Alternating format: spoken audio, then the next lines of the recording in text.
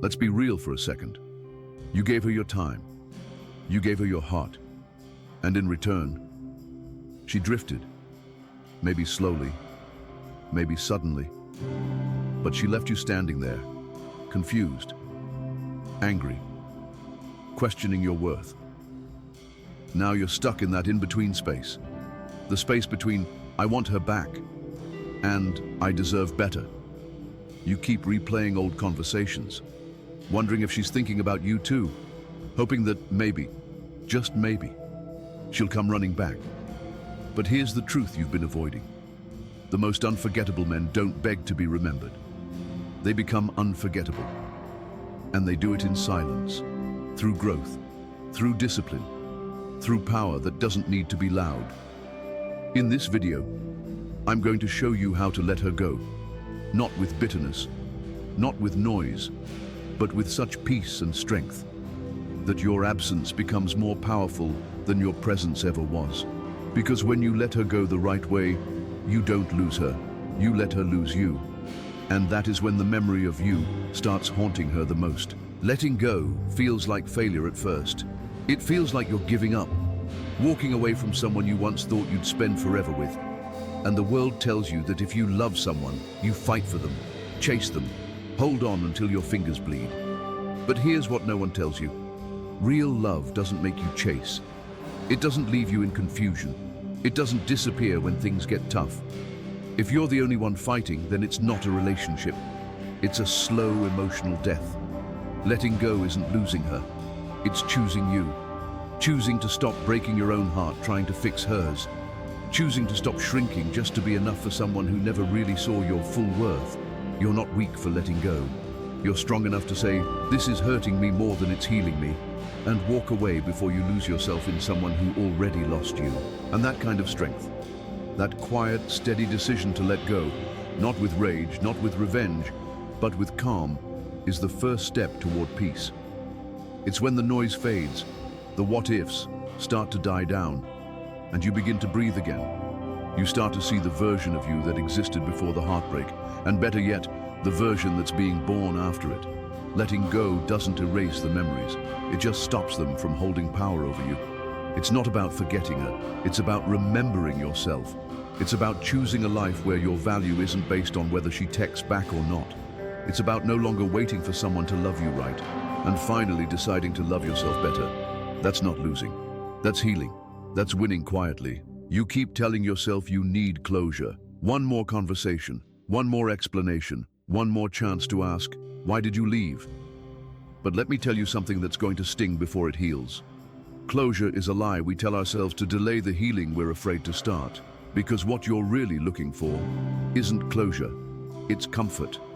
It's a reason to hold on a little longer, to keep the door cracked open just in case she changes her mind.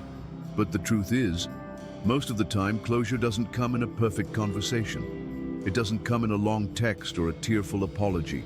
Sometimes the only closure you're going to get is her silence. And sometimes that's all you need, because the clarity isn't in her answer. It's in your own.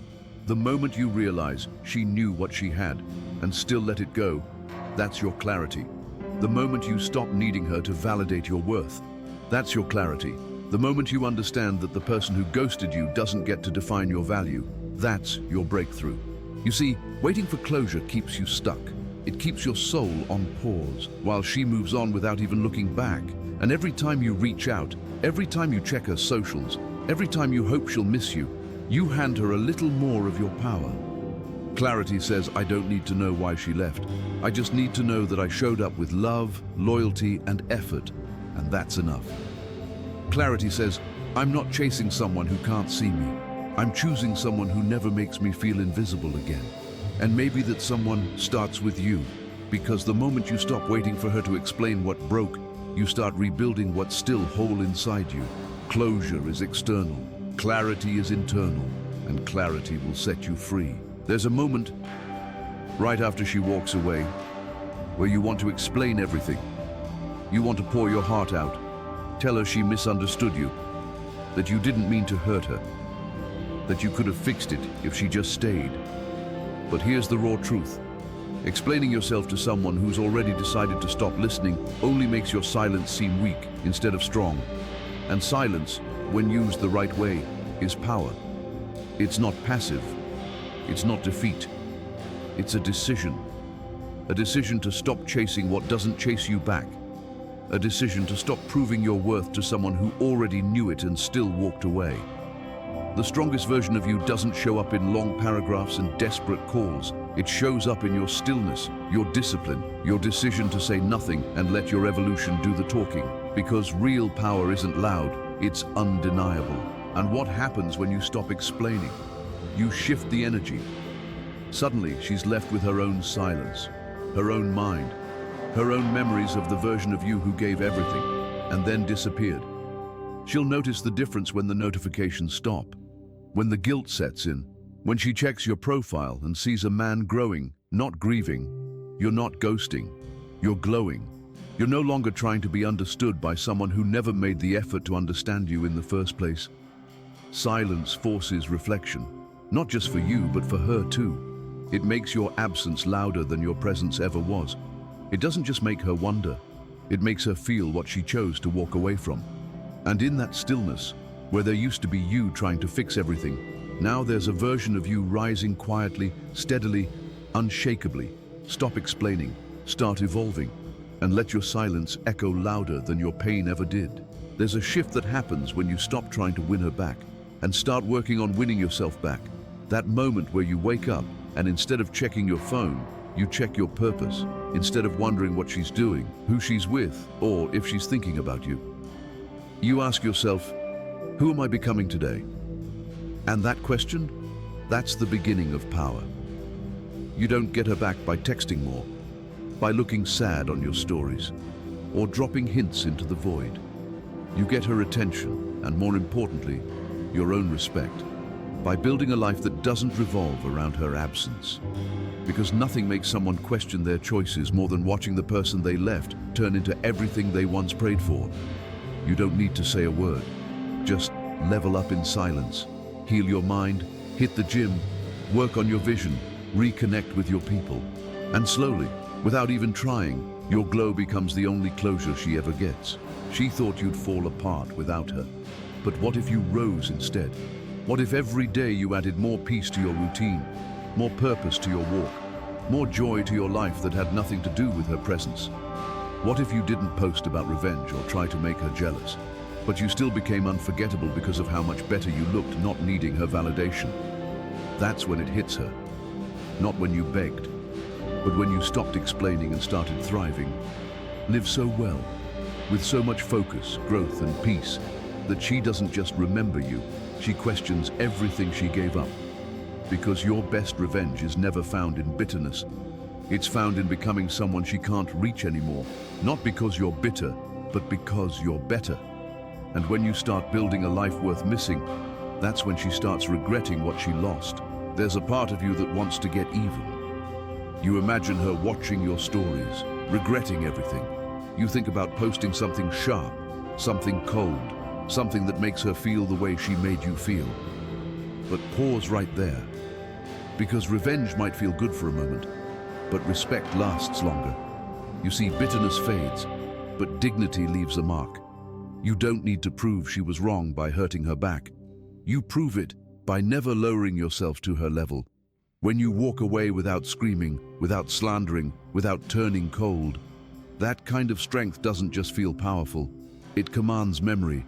She may forget what you said, but she'll never forget how you didn't retaliate, how you didn't collapse, how you kept your head high when everything else felt low.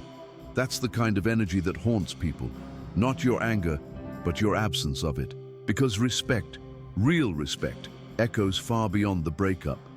When she's alone in her thoughts, scrolling through old photos, hearing your name come up in conversation, she'll remember the calm in your goodbye, the silence in your storm, the way you didn't let your pain turn you into someone else.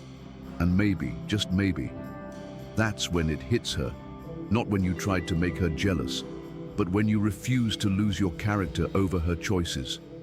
You never stooped, you rose. And that rise, that's what lingers. Not because you were perfect, but because you handled heartbreak like a man who knew his worth. So forget revenge, choose respect. Because while pain fades and noise dies out, self-respect is what echoes in her memory when everything else is gone. There's a moment where you stop trying to fix it. Stop texting first. Stop overthinking every silence and just let go.